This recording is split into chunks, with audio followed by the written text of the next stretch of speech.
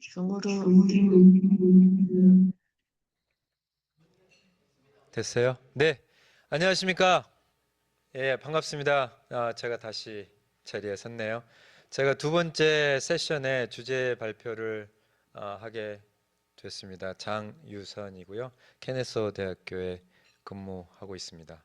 예, 저는 개인적으로 박 교수님을 2010년에 처음 뵙고 충격을 받아가지고 어떻게 이런 분이 계실까 해서 교수님 곁에서 여러 가지 일을 도우면서 지금까지 왔는데 이번 1월에 교수님을 보내고 나서 참 황망하기 그지없고요. 그래서 우리가 어떤 의미 있는 일을 할 수 있을까 해서 이번 일을 여러분들과 같이 기획하게 됐습니다. 자, 두 번째 주제는 개성 통일 평화 대학입니다. Next slide, please. 다음 슬라이드 보여주십시오. Next slide, please. This is not the one. Okay. 자, 박한식 교수님의 핵심 구상을 먼저 논의 드리겠습니다. 책자라든지 인터넷, 유튜브, 오픈 포럼 같은 곳에서 자세하게 많이 나와 있기 때문에 제가 오늘은 간단하게 토론을 할 수 있는 주제를 가지고 왔습니다. 그래서 자세하게 제가 말씀을 드리지는 않겠습니다. 자, 그러면 그 설립 목적이 무엇인가? 왜 우리가 이 평화통일학교가 필요한가? 제가 좀 앞으로 갔으면 좋겠는데. 먼저 가장 이 마이크를 옮길 수가 이렇게 빼면 되겠구나. 네, 설립 목적을 먼저 말씀드리면 통일 조국을 이루기 위한 인재를 양성하자. 일례로 하버드 대학교라든지 예일이라든지 처음에 학교가 생겼을 때 본인들의 어떤 그 인재를 양성하기 위해서 생겼지 않습니까? 그래서 우리도 통일 조국을 이루기 위해서 인재를 양성하는 요람으로 학교를 세울 수 있겠다. 그리고 새로운 국가 체제를 위한 철학 및 이론을 개발하자. 우리가 아까 말씀드렸듯이 남측은 자유를 존중하는 시스템이고 북측은 평등을 주장하는 시스템이지 않습니까? 그러면 제3의 통일 조국은 어떠한 철학과 이념을 가지고 설립이 되어야 되는지 그런 얘기를 하기 위해서 학교가 설립이 되어야 된다. 그렇게 말씀하셨고요. 가장 큰 목적으로 통일조국의 청사진을 제시할 수 있어야 되겠다. 어떠한 이념을 가지고 우리가 어떠한 헌법적인 개념을 가지고 새로운 나라를 만들어 나갈 것이냐. 그리고 너무도 잘 아시겠지만 이 남과 북의 문제가 첨예하게 맞서는 이런 문제는 세계사적으로 유례가 없이 어려운 문제다. 이런 문제들을 우리가 잘 풀어나가면 이런 것들을 풀어나가는 해법을 같이 나누고 공유함으로써 세계의 같은 비슷한 지금 이란 미국 전쟁이라든지 중동의 여러 나라들의 어떤 전쟁이라든지 또 러시아하고 우크라이나의 전쟁이라든지 이런 데도 귀중하게 쓰일 수가 있겠다. 그러한 초석을 우리가 마련하고 보여주자. 그런 취지가 있겠습니다. 그러면 교수님이 생각하시는 철학적인 기반은 어떤 철학을 중심으로 해서 우리가 이런 학교를 만들어 나가야 되겠느냐? 새로운 나라는 어떤 철학이 중심이 되어야 되겠느냐? 여러 번 강조드렸지만은 인권이 중심이 되는 나라가 되어야 된다. 인권을 중심으로 해서 특별히 생존권, 자유권, 평등권, 공동체권, 주권, 사랑권 이렇게 6가지의 중요한 핵심적인 가치를 바탕으로 둔 인권이 중요한 그런 새로운 나라를 만들자. 그런 나라를 만들기 위해서 연구하고 개발하고 청사진을 제시하자 하는 게 목적이겠습니다. 그리고 또 잘 아시겠지만 남과 북은 여러 가지로 동질성이 있는 반면에 이질성이 또 있습니다.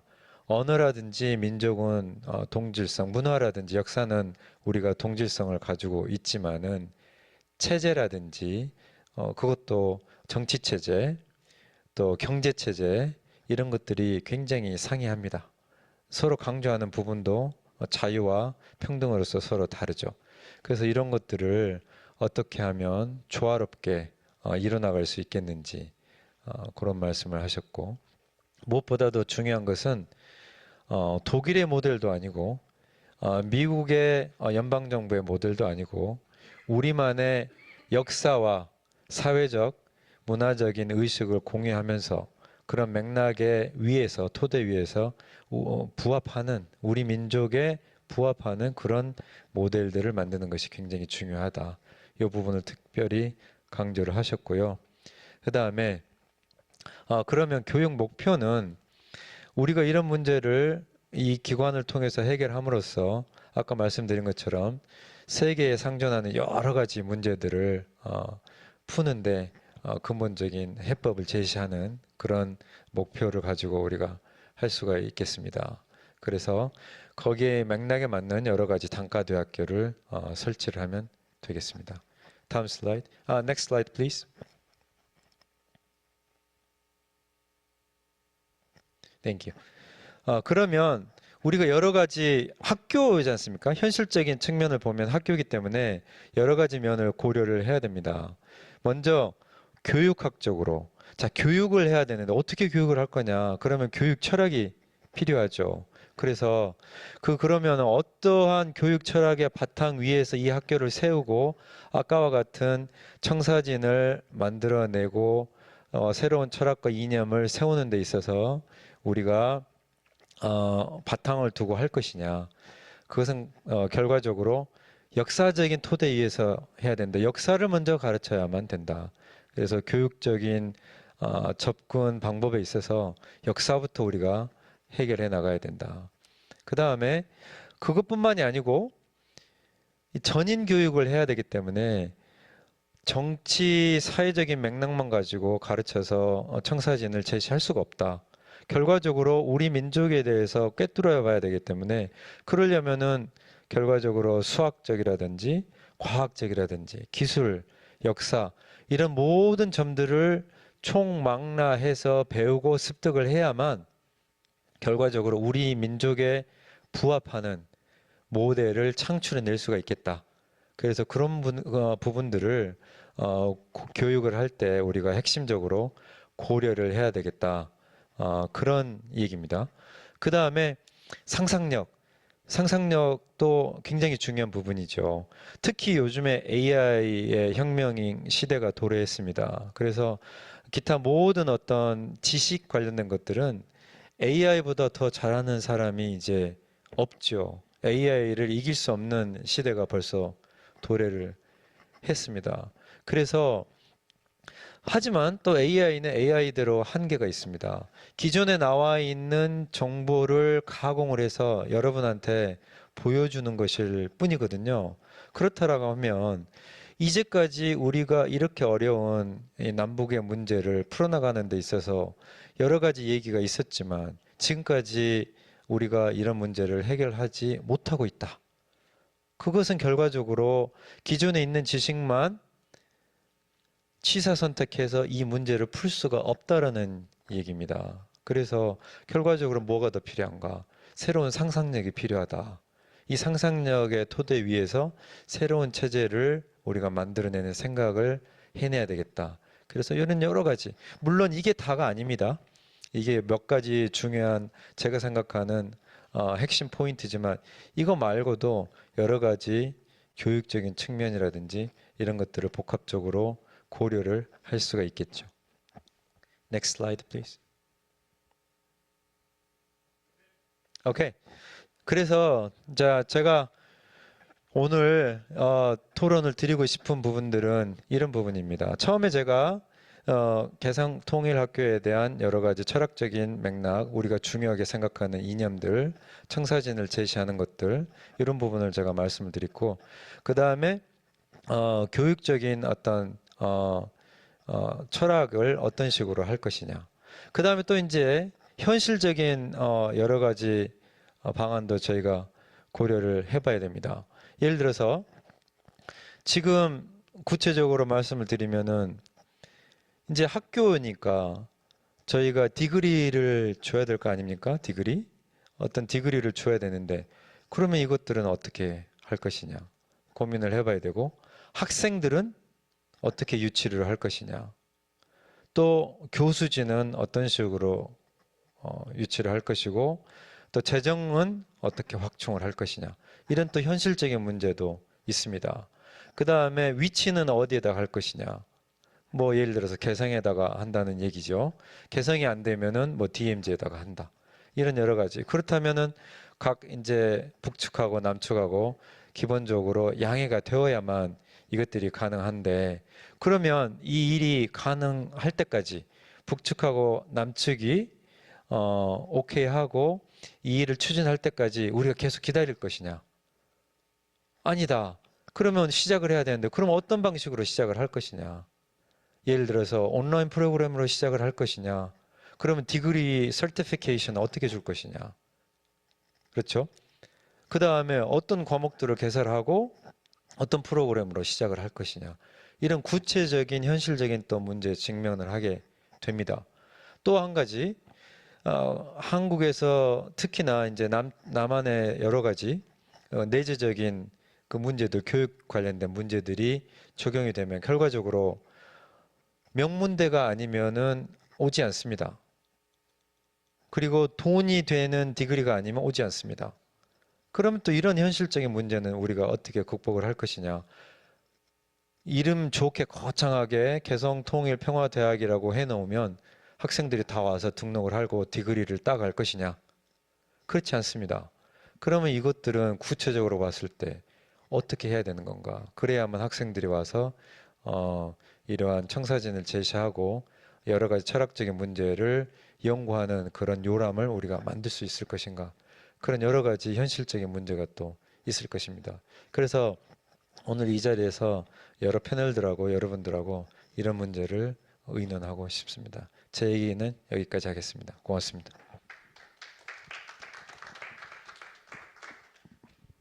자, 우리 패널 앞으로 나오시겠어요? 강신부님도 나오시고, 예.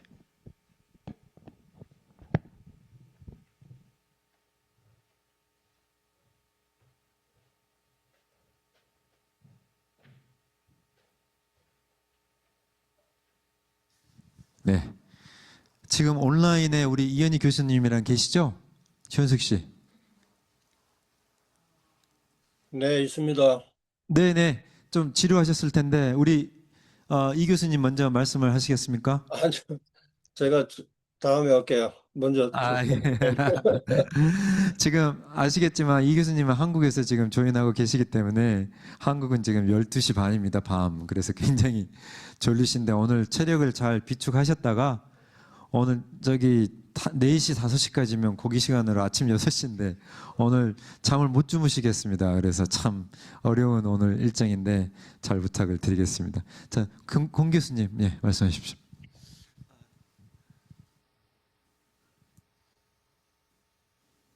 네, 말씀 잘 들었습니다.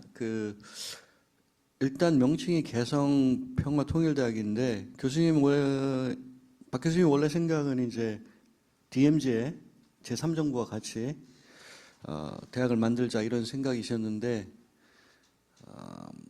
대학 설립이 시급하다라고 하는 생각에 미국의 몽리가 필요 없는 남북한 합의로만도 가능한 개성에 일단은 좀 만들어 보자 뭐 이런 말씀을 좀 하셨고요. 예.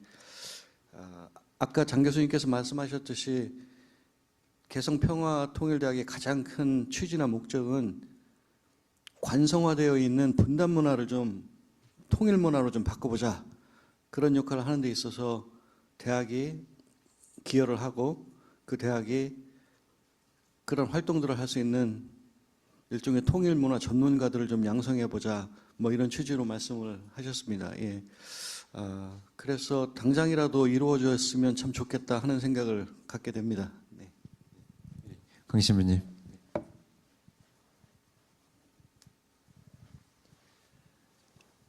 네, 그때 저희가 이제 화상 회의 때도 말씀 나오고 오늘 또 이렇게 나오는데 현실적인 네, 그 어려움들이 이제 그걸 어떻게 극복할 것인가 할 때 뭐 이게 천주교 신부가 할 얘기는 아닐 수도 있지만 이게 재정적인 게 굉장히 중요하지 않을까, 네, 이런 생각이 듭니다. 재정적인 게 확보가 잘 된다면 뭐 정말 장학금을 크게 줄 수 있는, 예를 들면 제가 뭐 잘 모르지만 그렇게 무슨 그 뭐 노벨상이 처음 만들어질 때만 그런 거잖아요. 뭐 예, 그런 유명한 상들이 만들어질 때 이제 그런 재정적인 확보가 된다면 인재들을 영입할 수 있고 뭐 우리 또 뛰어난 교수진들이 목표하는 바를 가르칠 수 있는데, 그래서 어떻게 할 것인가 이제 국가에서 나서면 좋을 것 같고, 통일부라든지 아니면 각 지자체, 경기도라든지 이런 지자체에서 사실은 이제 뭐 남북 교류 협력 기금이라든지 이렇게 없는 건 아니잖아요. 굉장히 이제 많은 지원들이 있고, 전체 천주교만 봐도 뭐 사실은 이런 남북 관계 관련된 기관들도 있고 단체들이 그런 통일을 대비해서라든지 뭐 교류 협력 내지는 예전에 이제 뭐 많이 나왔던 인도적 지원 사업 이런 얘기를 하면서 했던 재정적인 확보가 있는데 좀 이런 재정들을 통일 이후에 뭐 통일 과정에서도 중요하지만 지금 이런 걸 준비하는데 필요하다는 어떤 설득이 되고 사회적 합의가 되거나 뭐 이제 이런 식으로 해서 재정적인 확보가 중요하다는 생각이 저는 계속 이제 들었던 것 같습니다. 네. 그 남한 같은 경우에는 특히나 이제 저희가 남북 교류 협력 자금이 있는데, 특히 그 제가 기억하기로 이명박 정부 때 한 9천억 정도 이상이 있었는데 거의 그 돈을 쓰지를 않고 아무 일도 하지 않고 이런 그 경험이 있습니다. 그 저는 이제 개성통일평화대학을 생각했을 때 개성이 여러분 보시면 알겠지만 휴전선 DMZ에서 바로 붙어 있지 않습니까? 그 지도를 보시면은 그 바로 위쪽 부분이 그 개성이고 굉장히 넓은 땅입니다. 왼쪽에 산이 좀 있고 오른쪽에도 산이 있고 굉장히 넓은 그 평지에 개성공단이 들어있고 그 바로 개성공단의 맨 아래쪽 부분이 그 DMZ의 맨 위쪽 부분하고 맞닿아 있습니다. 그래서 그런 부분에다가 학교를 세우면 정말 좋겠죠. 근데 학교뿐만이 아니고 이제 제가 생각하는 그 이제 구상은 제 나름대로 거기에 학교를 들어서면 이게 남측에 있는 학생들만 저희가 받을 게 아니고 북측에 있는 학생들도 받는 겁니다. 북측에 있는 학생들도. 그 다음에 해외에 있는 학생들도 받아야죠. 그 다음에 교원들도 북측에서 남측에서 또 해외에서 석학들을 모시는 겁니다. 그래서 거기에다가 학교를 만들게 되면, 그러면은 북측 이제 예를 들어서 졸업식 날 한번 상상을 해보십시오. 졸업식 날. 졸업식을 하는데 북측에 있는 자제분들이 거기서 졸업을 하지 않습니까? 그럼 북측에 있는 부모들이 오겠죠. 또 남측에 있는 부모들도 거기 가겠죠. 그 다음에 그 학생들이 그 개성이라든지 DMZ 쪽에서 학교를 다니면 그 지역은 또 무슨 지역이겠습니까? 남한입니까? 그게 남측입니까? 그게 북측입니까? 그렇죠? 그 학교 자체가 어찌 보면 하나의 조그만 통일을 이루고 있는 빌리지가 되는 거 아니겠습니까? 그래서 거기에서 생활을 하면 또 우리가 그럼 법은 어떻게 적용을 할 것이냐? 경찰은 또 어떻게 할 것이냐? 또 시큐리티는 또 어떻게 할 것이냐?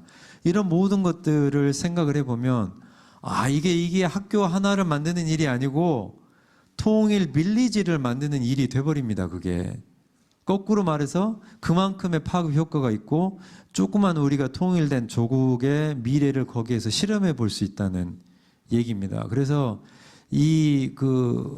갖는 그 효과가 어마어마하고 우리가 통일의 미래 통일의 조국을 이런 식으로 우리가 상상해 볼 수가 있겠구나. 이런 문제가 있으니 이렇게 풀어야 되겠구나 하는 그런 여러 가지 정말 핵심적인 역할을 수행할 수가 있다. 저는 그렇게 생각을 해봤습니다. 우리 이현희 교수님 다른 말씀 없으시면 제가 방청객한테 마이크를 돌리겠습니다. 뭐 간단히 한 두 가지 말씀드릴게요. 어, 저도 이제 박 교수님한테 이 대학 설립 구상에 관해서 이제 많이 말씀 듣고 그랬는데, 여기 지금 장 교수님 그 발표 자료 보면은 설립 목적 제일 처음에 통일 조국을 이루기 위한 인재 양성. 그러니까 대학을 만들어서 인재 양성한다는 거잖아요. 그런데 지금 대학을 뭐 개성에다 이제 만들고 싶고, 그런데 현실적인 문제인데, 지금 남한하고 북한하고 협력해서 뭘 하나 만든 게 지금 하나도 없잖아요. 개성공단이 굉장히 잘 됐었잖아요. 근데 그것도 결국 이제 다 무너진 거고. 그러니까 지금 제가 볼 때 이게 순서가 좀 바뀌어야 될 것 같은데, 이런 인력이 다수가 있어서 이런 남북 간의 어떤 통일 문화랄지 이런 거를 할 수 있는데, 지금 그 물리적인 객관적인 여건이 그런 걸 전혀 해주지 않는 뭐 이런 상황이잖아요. 그러니까. 이런 상황이라고. 그러니까는 그 이미 개성에다가 대학을 만들 정도 되면은 우리가 굉장히 많은 걸 남과 북 간의 어떤 뭐 협력이랄지 소통, 뭐, 박 교수님께서는 그러셨어요. 개성공단을 말씀하시면서 개성 그 지역은 이미 통일이 되어 있다. 이제 이런 말씀하셨거든요. 그랬잖아요. 그죠? 거기까지 가기 굉장히 어렵잖아요. 그러니까 인력을 만들어서 그런 인력이 있어야 되죠.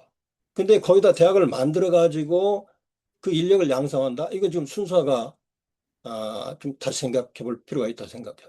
그럼 근데 이런 작업은 꼭 해야 된단 말이에요. 네, 그래서 여러 가지 인력을 양성하는 방안은 지금 가장 적합한 그 단체는 우리가 이번에 이제 시작한 박한식 평화 연구소 같은데 여기에서 이제 시작을 하는 거죠. 마치 벤처 사업처럼. 음. 그래서 확산시키고 여기서 이제 교육 프로그램도 돌려 그러면서 사람들 확대를 시키고 그런 게 하나 있고 그래서 이 순서 문제 굉장히 남북 간의 그 현실 문제는 이게 굉장히 어려운 문제니까 굉장히 어려운 문제.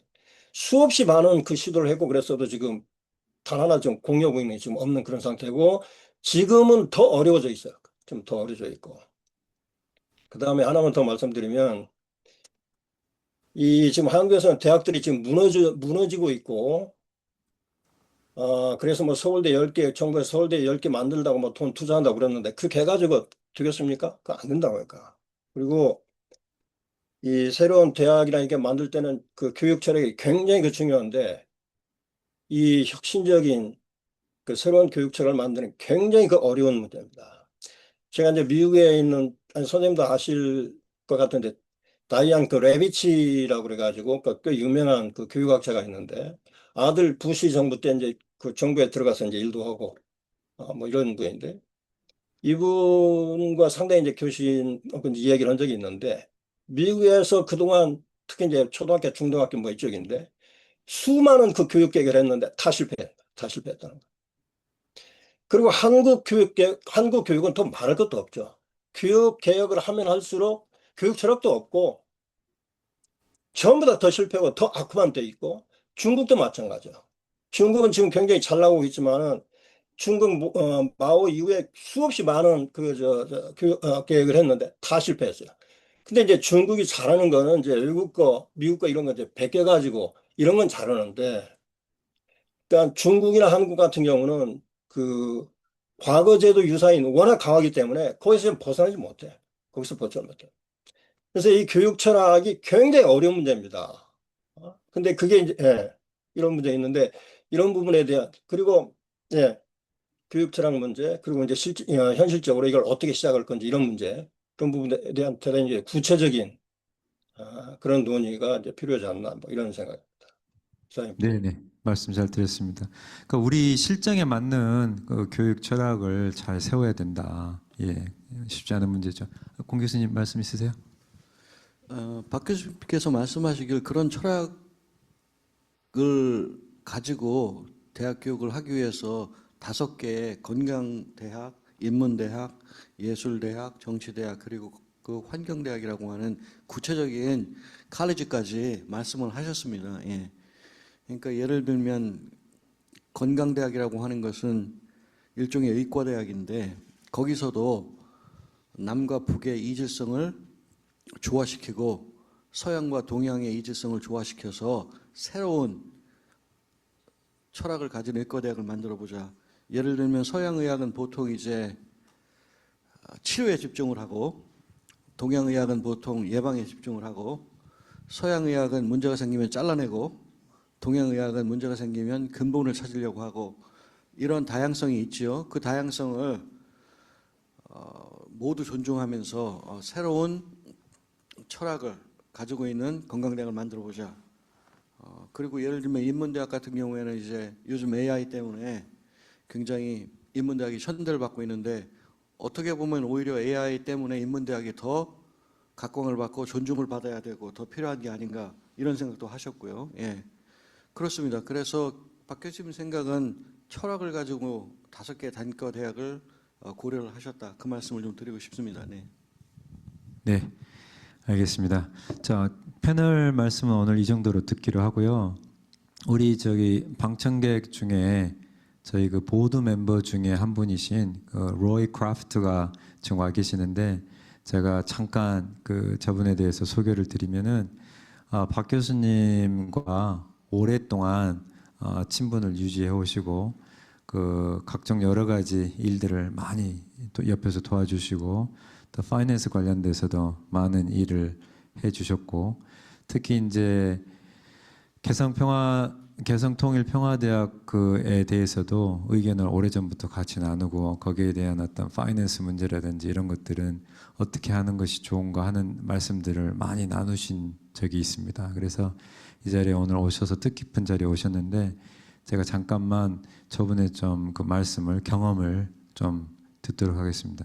So we have Roy Craft here. So he's been a good friend of Hanpak for a long time, and then he was in every corner when he is asked something or suggest something. Then he always stood up and then helped him to make it work.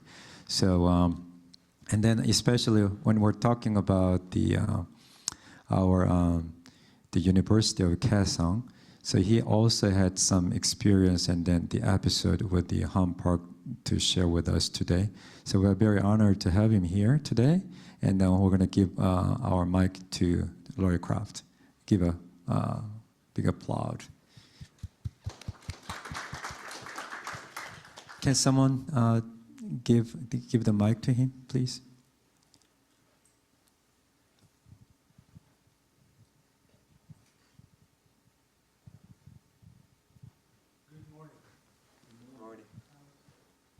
Mike has a switch.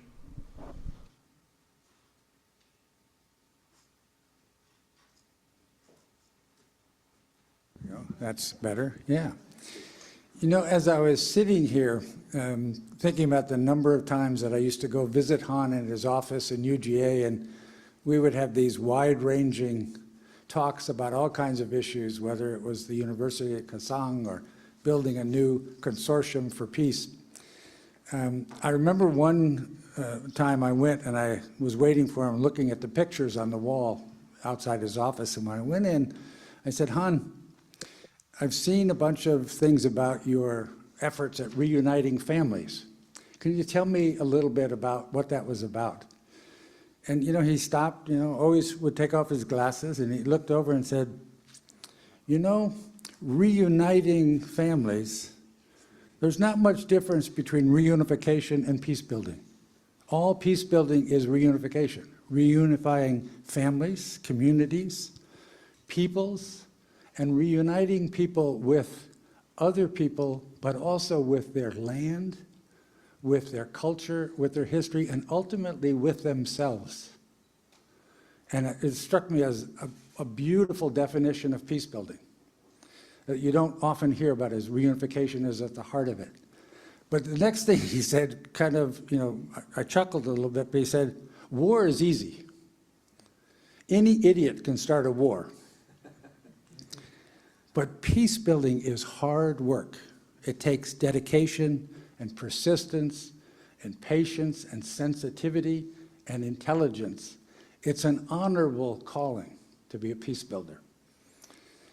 And when I think about all the stories that he would tell about whenever there's a conflict, it tears people's lives apart, and it lasts for generations. Peace buildings help people heal. There are so many times that he would talk, specifically and then philosophically about peace building. But when I think about this group here and all who you represent, and all the people that Han taught and mentored and inspired, that's the living legacy of his work, is to be a peace builder in your life. And when you go back to your organizations and your people, it's often not heralded work, but unfortunately, peace building, there's always a need for it somewhere in the world. Thank you so much. Thank you. So I wanna 자꾸 욕을 Thank you so much. 여러분들 그 오디언스 여러분들한테 우리 개성통일평화대학에 관련돼 가지고 여러 가지 코멘트나 질문 또 그 온라인상에 참여하시는 분들의 그 의견을 좀 듣고 싶습니다. 예, 우리 목사님 마이크 좀 주시겠어요? 네, 예, 거기. 네, 두 가지 제의를 하고 싶은데 저는 그 미국 장로교에서 동아시아 담당자로 한 9년 있으면서 이 북한을 한 13번 방문했습니다. 그래서 저희 박한식 그 교수님하고 대화도 나누고 그랬는데 제가 평양을 개성을 3번을 갔었습니다.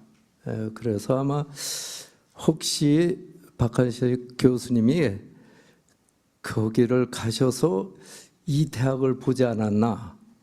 거기 무슨 대학이 있냐면 성균관 대학이 있습니다. 그 대학이 전쟁이 일어나면서 이 남쪽으로 온 것이 성균관 대학인데 제가 거기를 안내자를 같이 가봤는데 참 전통적인 그런 대학이고 정말 아름다웠어요. 그래서 뭐 지금 여러 가지 말씀들을 많이 하시는데 그 정말 거기다가 남북의 관계가 좋아지면은 그 대학에다가 그거를 그 통일학교를 세우면은 뭐 지금 말씀하신 거 이런 거 다 해결할 수가 있는데 그렇게 되기 위해서는 아까 우리 첫 시간에 얘기했던 이런 과제들을 이제 해결을 해야 되겠고 아까도 제가 좀 얘기하려다가 그냥 꾹 참았는데 저는 전문적인 그 지식은 없는 그 통일에 대해서 없는 사람입니다. 교수님들이 좀 북한을 대해서 좀 많이 실질적인 걸 좀 배웠으면 좋겠어요. 이 북맹이 돼가지고 김진환 교수가 항상 주장하는 것이 북맹이다. 그러니까 이분도 그 개선공단 거기 이사장으로 계셨잖아요. 그러니까 그분들하고 대화를 하면서 이렇게 하다 보니까 많은 것을 깨달은 거예요. 그래서 자기 한 것이 잘못된 것이 있었다는 걸 깨닫고 이제 저한테 그런 말을 했거든요. 마찬가지로 저도 그렇게 많이 왕래를 하다 보니까 제가 생각했던 거하고 많이 틀리고 특별히 저는 아까 그 보안법 얘기했는데 제가 48년에 태어났거든요.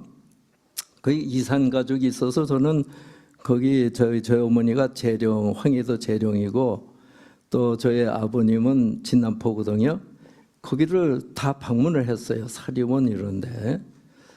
그게 다 미국 장로교의 책임자가 됐고 우리가 그 여러 가지 북에다 도와주기 때문에 그런 배려를 해준 거고 하여튼 그런 거를 보면서 저 자신도 이게 북에 일을 하시려면은 이런 통일 얘기를 하고 그러려면은 좀 그런 거기에 대해서 좀 알아야 되겠다.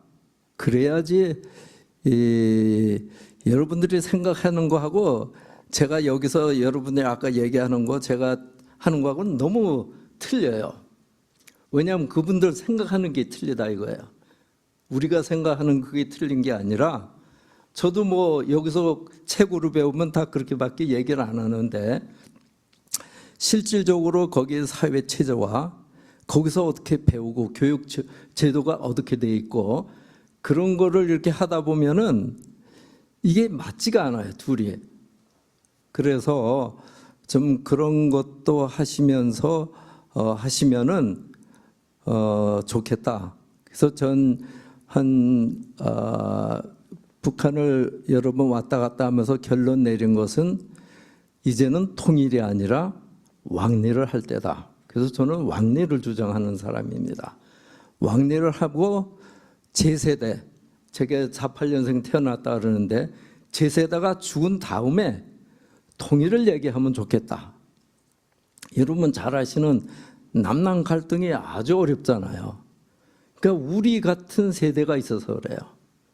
제가 우리 같은 세대를 한번 대화를 해보는데 안 돼요. 지금 아틀랜타에 제가 있는데 아틀랜타에 있는 사람들 그분들하고 대화가 안 돼요.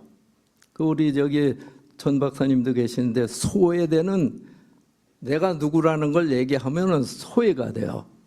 그래서 이런 지금 여러분 앞에서 이런 얘기를 하지 잘 얘기 안 합니다. 예. 그래서 하여튼 그런 거를 좀 아시고 두 번째 제안은 그렇게까지 그럼 멀리 2, 30년을 기다릴 수 없으니까 우리가 재작년에 그 DMZ 디아스포라 그 순례를 했어요. 고성에서 강화도까지.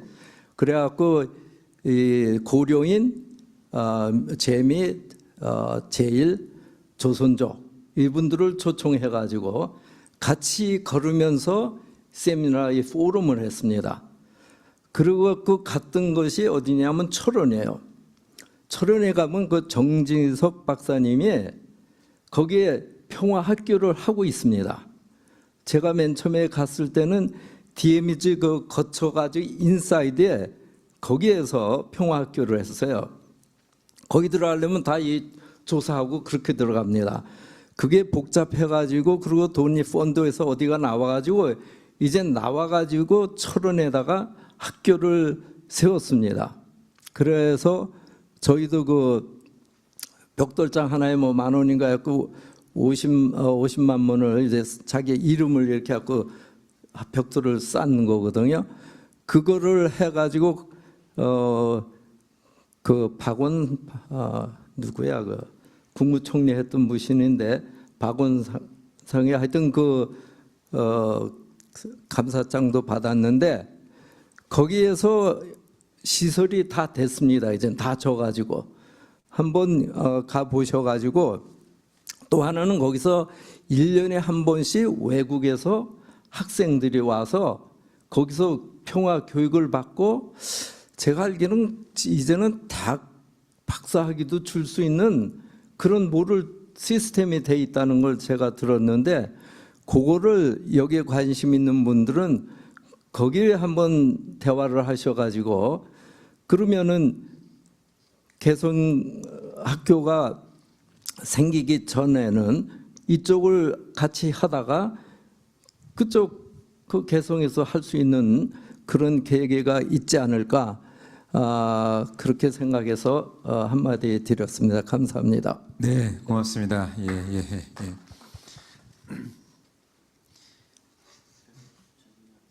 잠깐만요. 잠깐만 제가 설명을. So basically, what he is saying is, North Korea and South Korea, will have to move freely. That's first important things. So that's what he wants to put as one emphasis. Another one is there is some school close to the border now, and then for the time being, we want to also collaborate with them to see what they're really doing, and then in a long term, eventually, we're going to look for that in the university. But meanwhile, we can also talk to them because he heard that they may have some degree programs or something. All right, thank you. 그리고 우리 권 교수님 말씀하십시오. 목사님 말씀 잘 들었습니다. 그 방금 말씀하신 학교에 대한 정보를 인터넷에서 찾을 수가 있습니까? 정확한 명칭을 좀 알았으면 좋겠는데 나중에 좀 가르쳐 주십시오. 예. 네. 그리고 또 한 가지 질문이 아까 책에서 배우는 북한하고 직접 가서 경험하는 북한하고 좀 다르다. 가장 다르게 느끼신 점이 어떤 것인지 뭐 한두 가지만 좀 말씀해 주실 수 있을까요? 예.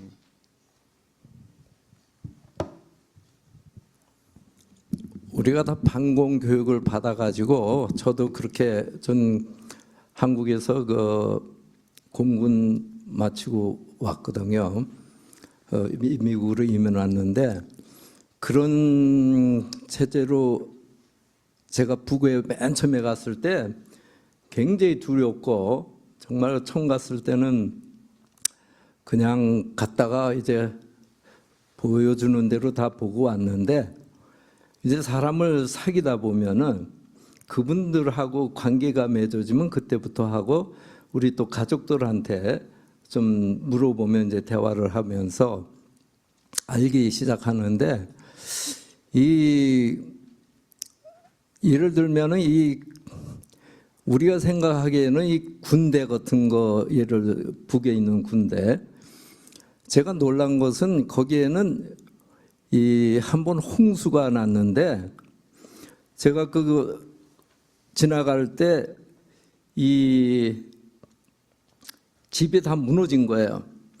그런데 사람들이 많이 가서 거기 가서 일을 하고 있어요. 우리가 한 2주 동안 이제 북에 있으면서 가는데 그때 그래서 거기 안내하시는 분한테 저분들이 누구냐 그랬더니 그게 군인들이래요.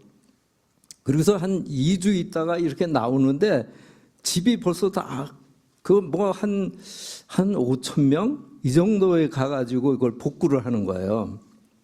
그래가지고 제 생각에 군인이라면 뭐 싸울 준비하고 막 이렇게 이러는 군인 생각했는데 하나의 이런 사회봉사는 그런 쪽 건물 짓고 뭐 이런 걸 하더라고요. 그래서 제 머릿속에 군인에 대한 것이 완전히 바뀌었어요. 그걸 보고서는. 그리고 그분들은 7년, 10년 이렇게 하더라고요. 젊음을 그쪽에다 다 쏙 쏟는데 그런 것이 특별했고 또한 하여튼 학교의 체제 이런 것도 우리하고 틀리고 한 번은 그분들이 우리 김일성 대학에서 교수 한 분이 우린 그때는 WCC하고 같이 들어갔었습니다. 거기에 갔더니 거기 교수가 주체 사상을 대해서 교육을 시켜주겠다고 하겠다고 그러면서 교수님이 나와서 저희들하고 대화를 하는데 첫째 하는 말이 뭐든지 다 여기서 이 안에서는 다 괜찮으니까 뭐든지 다 질문을 하라고 그러더라고요. 그래서 이제 그런 질문들을 좀 하고 그랬는데 그러니까 다 짜임새가 돼 있습니다. 이렇게 우리가 생각하는 교육 체제하고 완전히 틀려요.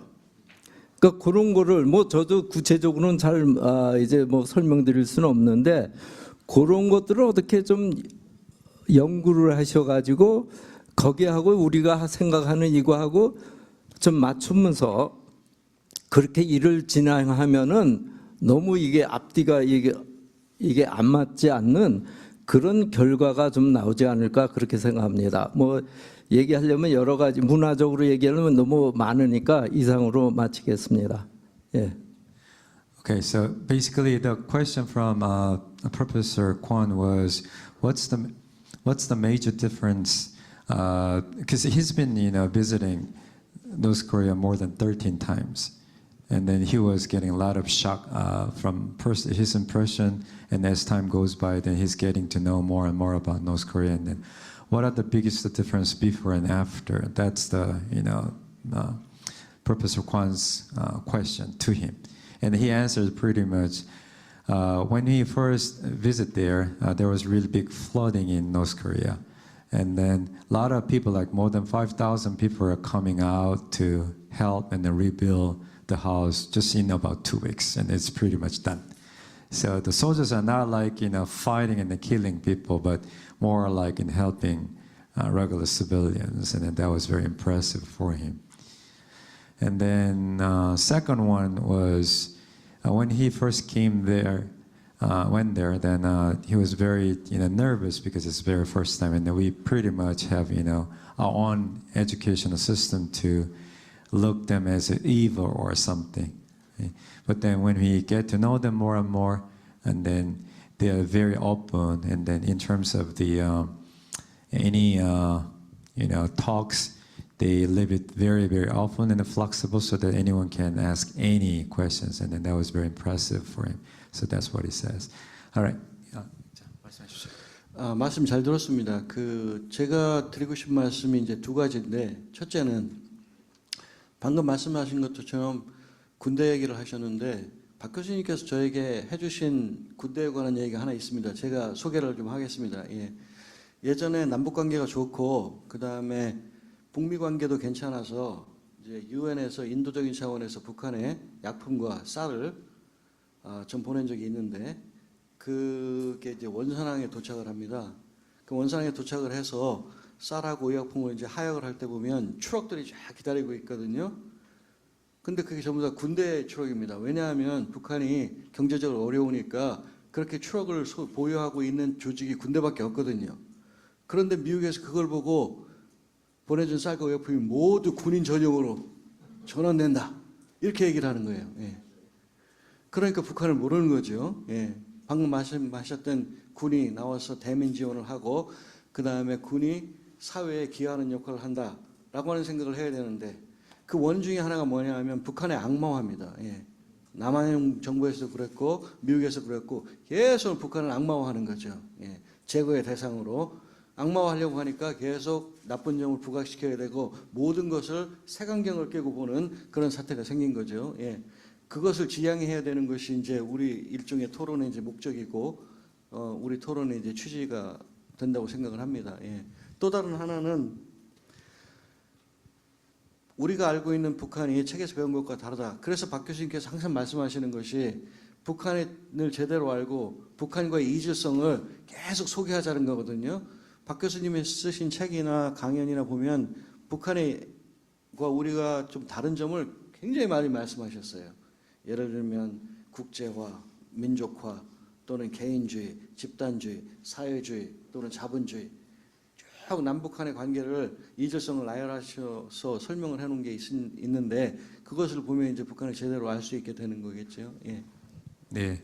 너무도 당연한 얘기지만 활동가라든지 또 북을 많이 다녀오신 종교분들이라든지 종교인들이라든지 이런 분들이 북한의 실상을 좀 더 알고 오해를 많이 풀고 이제 이러는 과정이 있습니다만은, 또 학자들 입장에서는 특히나 이제 한국에 계신 남한에 계신 분들은 또 국가보안법도 있고 여러 가지 그런 제한 사항도 있고, 또 북한을 실제로 가보지 못하고 눈으로 보지 못하고 느끼지 못하는 그런 한계 속에서 연구를 하고 하는 이런 풍토가 굉장히 제한이 되어 있다.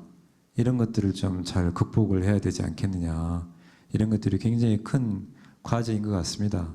그래서 오늘 이 자리의 핵심적인 그 키워드 중에 하나가 이론가들하고 활동가들하고 종교인들하고 서로 다를 필요가 없습니다.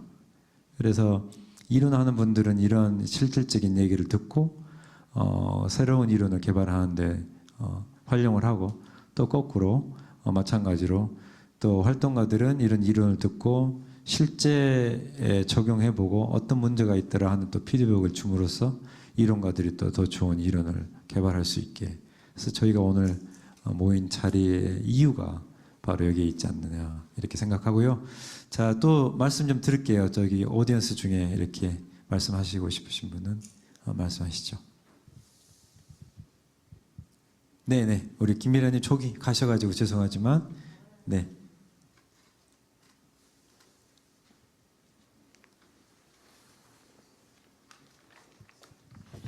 네, 저희가 이제 박한식 교수님 사랑방을 운영할 때 제가 이제 뒤에는 함께하지 못했지만 초창기부터 같이 할 때 교수님이 그 강연 말고도 저희 따로 이렇게 모여서 늘 이제 부수적으로 이야기를 많이 해주셨는데 거기에서 기억하시죠? 통일평화대학에 북이 빠지면 소용없다, 의미 없다. 그러니까 지금 말씀하시면서 지금은 현재 상황이 되지 않으니까 일단 우리가 먼저 무언가를 추진을 해서 그 다음에 북과 함께 하는 것을 이제 말씀을 많이 해주시고 계시는데 박 교수님께서 말씀하신 내용은 가장 강조하셨던 내용은 북과 함께 시작하지 않으면 의미 없다였어요. 네.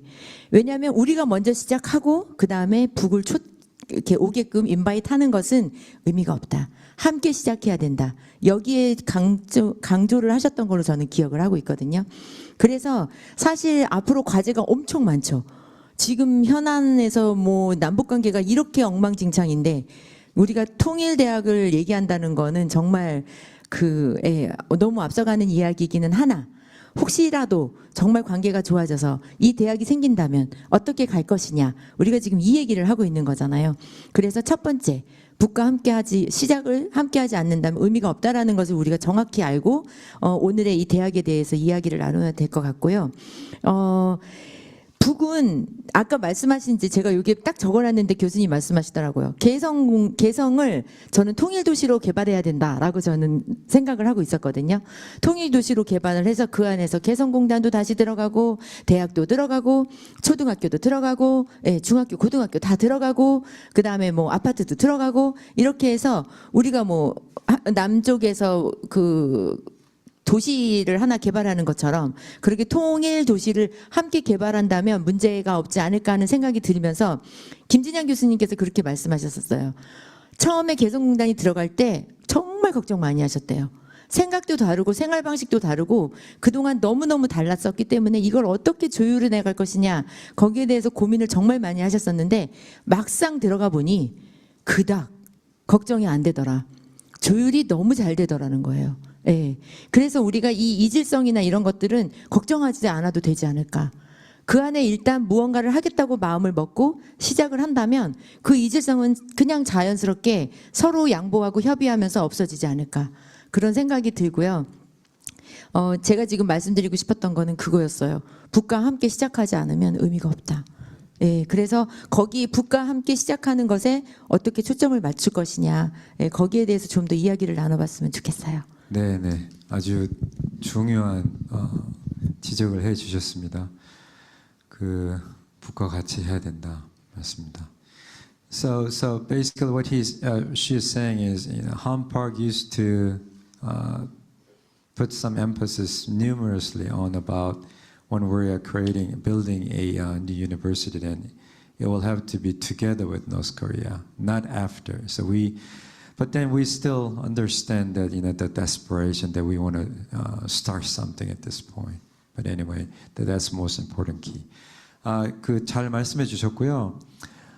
참 어려운 문제인 게 일단은 지금 남북 문제가 너무 경색이 돼 있고 또 너무 먼 문제임에도 불구하고 저희가 또 미리서 디자인을 해봐야 되는 그런 것들이 있고 그것도 중요하게도 또 북측하고도 반드시 같이 해야 되는 어떤 그런 면도 있고 그럼에도 불구하고 지금 어떤 일도 이루어지지 않고 하지 않고 손을 놓고 있을 수는 없지 않느냐 또 그런 어떤 데스퍼레이션에서 오는 또 여러 가지 스트들 간의 어떤 실망이라든지 또 실망을 넘어선 분노라든지 또 우리가 이런 부분들을 또 생각을 해봐야 되는데 이런 큰 거리를 갭을 저희가 어떻게 지금 슬기롭게 잘 극복해 나갈 수 있을지 그러면 아무것도 하지 말자는 얘기냐?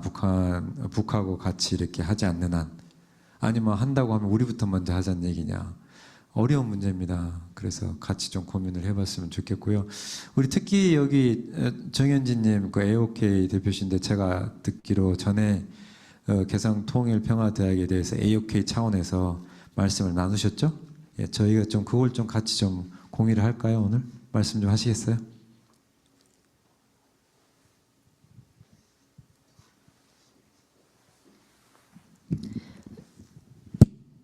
네, 해외 동포와 국내가 같이 통일운동 해나가고 있는 액션 원 코리아를 대표해서 한국에서 참석했고요. 여기 또 뉴욕 AOK 대표해서 김영구 선생님 참석하고 계십니다.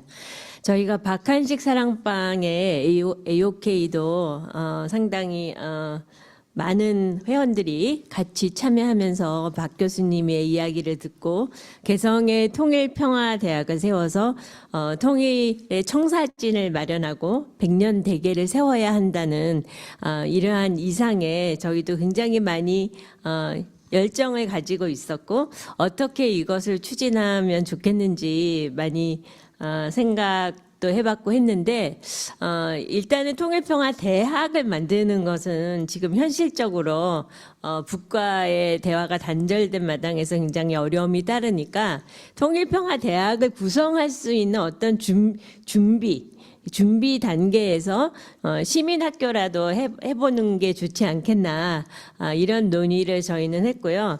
특히 우리 해외 동포들은 아직까지 그래도 북에서 남쪽하고의 대화는 끊었지만 이제 해외 동포는 북에서 2022년도에 해외동포 권익옹호법이라고 제정을 해서 해외동포의 참여나 해외동포가 북에 와서 살거나 또 직장을 얻거나 또 참정권까지 보장하는 그런 법을 만들었습니다.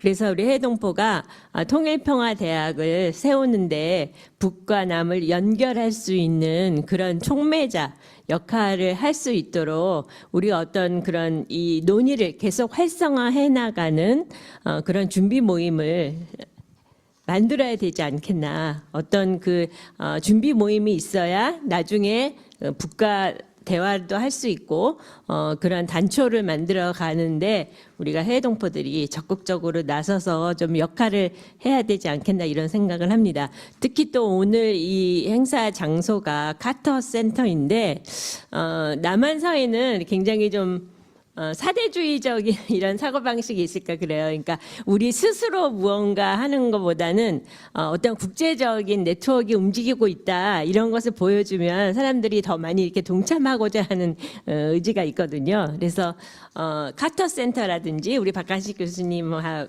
국제적인 인맥을 활용을 해서 통일평화대학에 이러한 국제적인 기관들이 참여할 의사가 있다라는 거를 우리가 좀 그런 방향성을 가지고 추진을 한다면은 남한 사회에서 나중에 더 많은 협조를 이끌어낼 수 있지 않을까 생각을 하고요. 아까 목사님이 그 철원에 평화학교가 있다는 말씀 잘 해주셨는데 국경선 평화학교입니다. 국경선 평화학교이고 그 학교를 운영한 지는 굉장히 오래되셨는데 이제 철원에 처음에 민통선에 있다가 철원으로 나오셔서 이제 정식 인가를 받는 그런 학교로 지금 세우고 계신데 그 정지선 목사님이 왜 2019년에 DMZ에 한 20만 명이 모여서 우리가 평화를 얘기하자, 통일을 얘기하자 이런 취지로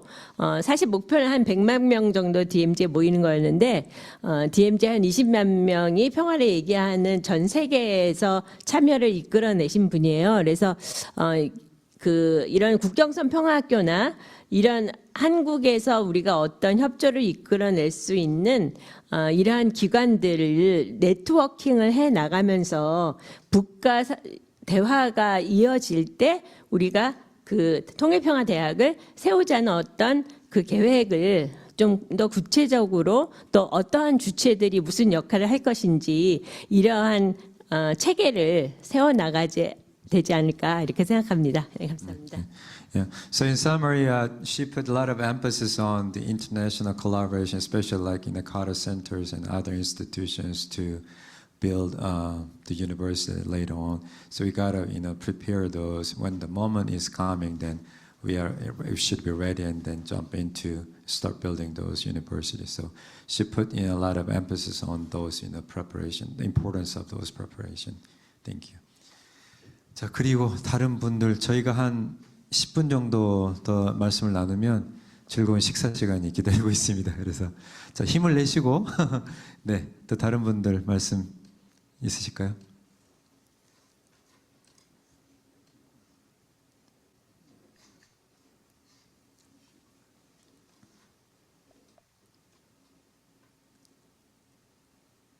아, 참, 거기 그 온라인에 혹시 질문 혹시 올라와 있습니까? 전희경님?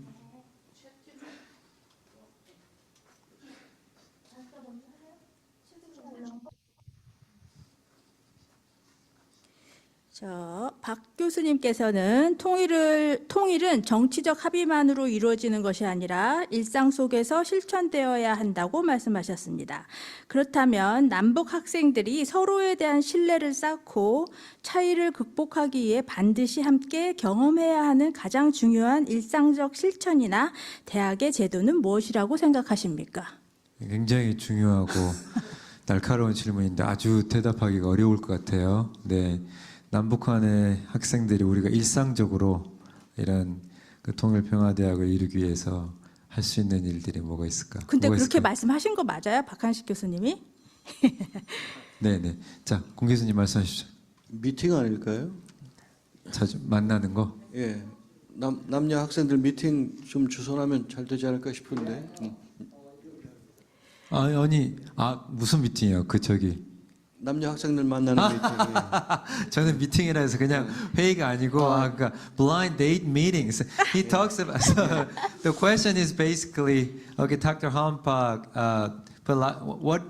talked about what we can do as a daily basis to create, to build a universities, and then.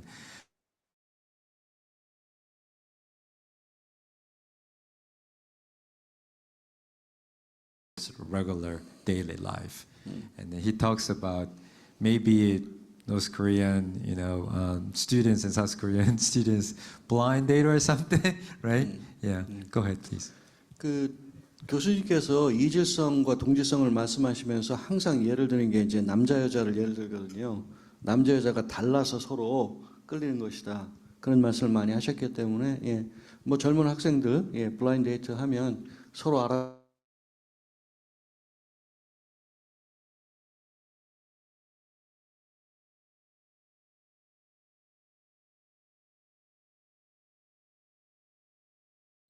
뭐 교류죠, 교류. 아까 말씀하셨지만 임 목사님께서 말씀하셨지만은 서로 왕래가 있다 보면 오해가 좀씩 줄어들고 실상을 알 수 있을 거 아니겠습니까? 그리고 또 여러 가지 이런 또 학생들끼리 교류도 옛날에는 있었죠. 옛날에 그 미라님 그렇죠? 저기 또 임수경 씨가 또 뭐 그런 일 때문에 가기도 했고.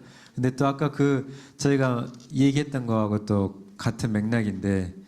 그때 이제 각각의 서로 다른 또 정치적인 환경에 많이 또 저희가 노출이 되고 영향을 받아서 또 그때 피해를 많이 보고 해서 그런 일들이 효과적으로 좀 이루어지지 못한 그런 아쉬운 점들이 있었죠. 예.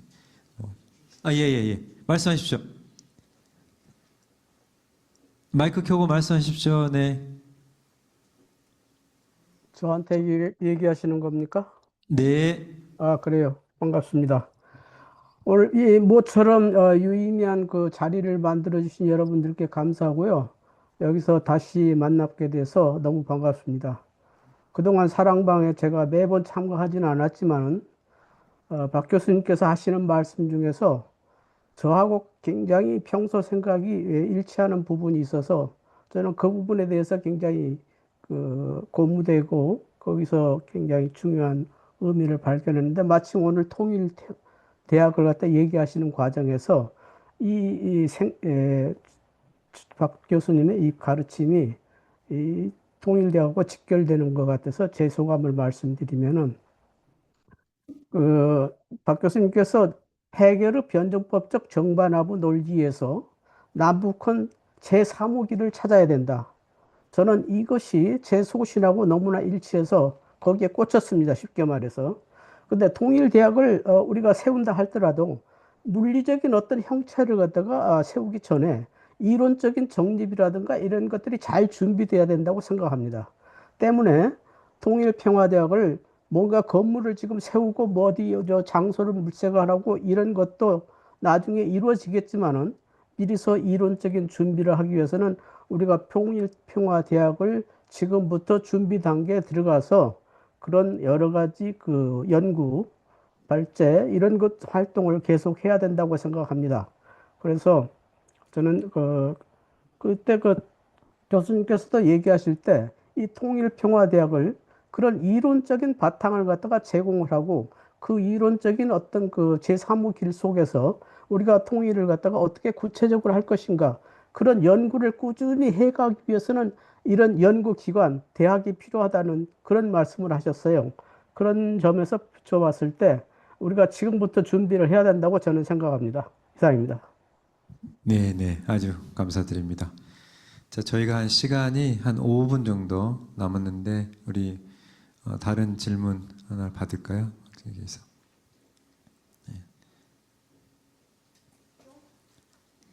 네. 그런데 말씀하셨는데 그거 이후에 그게 해결이 됐다면 개성 통일평화대학이 하나의 이상에 그치지 않고 실제 대학으로 자리 잡기 위해서는 재정이라든지 학위 인증, 졸업생의 진로 뭐 이러한 조건들이 반드시 필요하거든요. 그래서 현재 이 세 가지에 대해서 어느 정도 구체적인 실행 계획이 마련되어 있는지 설명해 주세요. 이런 분들도 있었어요. 네. 좋은 말씀이신데 아까 제가 이제 몇 가지 크게 말씀을 드렸는데 첫 번째는 아까 방금 질문하신 분처럼 그 철학이 가장 중요하다. 청사진을 제시하기 위해서는 철학이 중요하다. 그 철학이 뭔가 아까 또 말씀하셨죠. 연구개발을 많이 해주십사. 그래서 그 부분이 이제 가장 중요하고요. 두 번째 현실적인 아까 그런 문제도 제가 조금 짚어드렸죠. 뭐 디그리 프로그램을 할 거냐 한다라고 하면은 또 과연 학생들이 졸업하고 나면 또 직장이 있어야 될 거 아닙니까? 진로가 있어야 되고 그럼 이 디그리로 우리가 속된 말로 먹고 살 수가 있느냐 이런 문제도 저희가 또 고민을 해봐야 되지 않습니까? 그래서 그게 현실적인 문제입니다. 현실적인 그런 것들을 어떻게 극복해 나갈 것이냐 그 질문을 지금 하신다라고 하면 지금 당장은 저희가 답이 없습니다. 그래서 오늘 이 자리에서 그런 것들을 고민해 보고자 저희가 모인 거죠. 예, 같이 연구해 주셨으면 좋겠습니다. 앞으로. 네. 예, 시간이 대략 마무리됐고요. 오늘 참석해 주신 패널 분들하고 좋은 말씀 해주신 임 목사님, 또 우리 정영진님, 미라님, 또 질문해 주신 여기 방청객 여러분도 너무 감사드리고요. 이상으로 저희가 오전 세션 1, 2를 마치고 점심 식사 후에 예정대로 저희가 세션 3에서 만나 뵙도록 하겠습니다. 고맙습니다.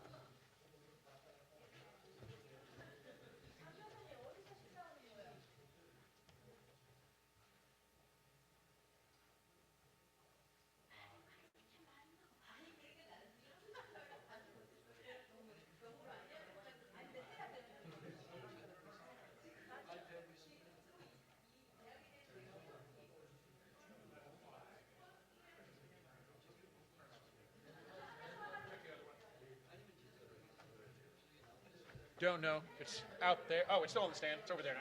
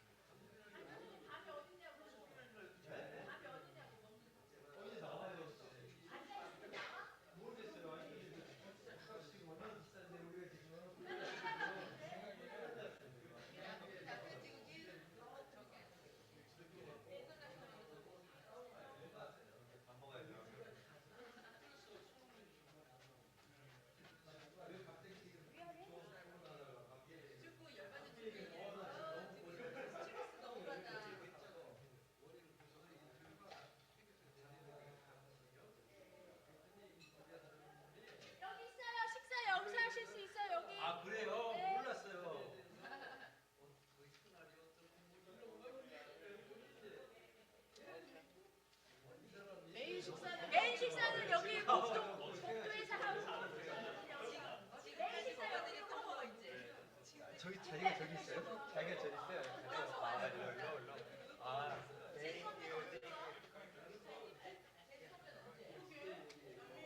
여기 식사 이쪽에 와서 뷔페니까 여기 와서 가자.